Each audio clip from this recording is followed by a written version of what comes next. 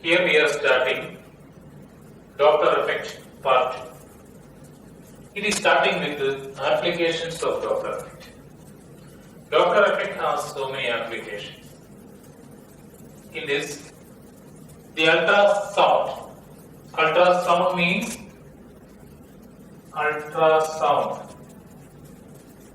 sound waves of frequency which is greater than 20 kilohertz. Greater than 20 kilohertz. If it is 20 hertz to 20 kilohertz, it is audible sound. If it is less than 20 hertz, less than 20 hertz, it is infrasonic. And if it is greater than 20 kilohertz, it is ultrasonic. So in the application of Doppler effect, we are using ultrasonic sound which is greater than 20 kilohertz.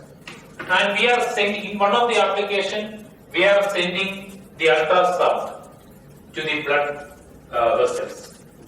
And this ultrasound is reflected from the red blood cells. It is reflected from the red blood cells. And from the reflected ultrasound, you can calculate the velocity of the blood flowing.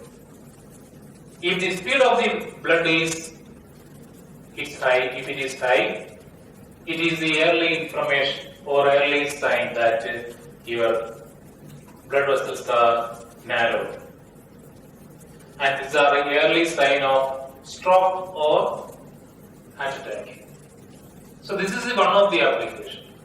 Another application is to scan the unborn baby. To scan the unborn baby. So these are the two applications it is explaining in the textbook. Next we are going to Doppler effect with light. We already learned Doppler effect with sound. What was that? When the sound comes towards you, or move away from you, there will be a change in the pitch, or there will be a change in the frequency, or there will be a change in the wavelength heard by the listener. That makes the Doppler effect in sound. The same thing it is happening in light also. Before going that, you should know the electromagnetic spectrum. Electromagnetic spectrum.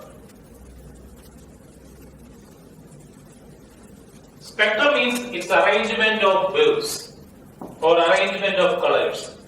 The common example is rainbow. It is a spectrum from violet to red. It starts with violet and ends with red. Violet has the maximum frequency and red has the minimum frequency. Or in another way, violet has the minimum wavelength and red has the maximum wavelength. So the electromagnetic spectrum contains so many waves. It's starting with the radio waves, then microwaves, then infrared waves,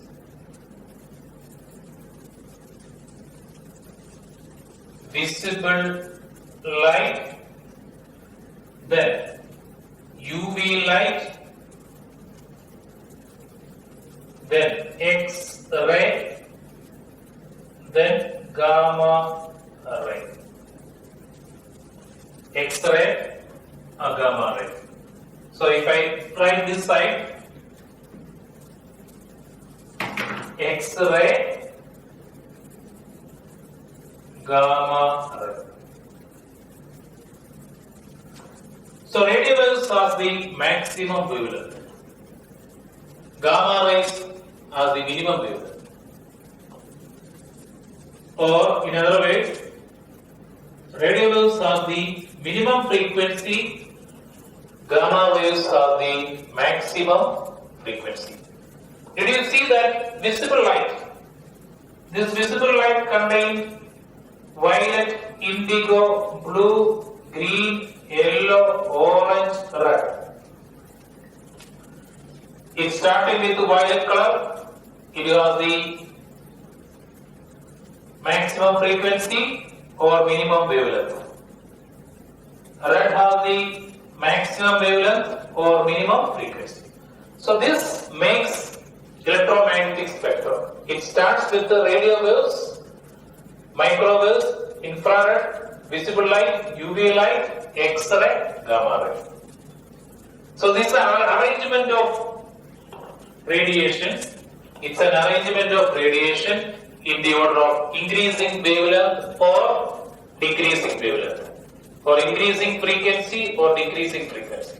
Here it is arranged decreasing in the order of decreasing wavelength or increasing frequency. It starts with the radio waves and ends with the gamma ray. A video shows a clear explanation of this. This is the electromagnetic spectrum. It starts with the radio waves and ends with the gamma waves. Radio waves has the maximum wavelength, gamma rays has the minimum wavelength. This is the trick to remember. Rahul's mother is visiting Uncle Saviour's garden.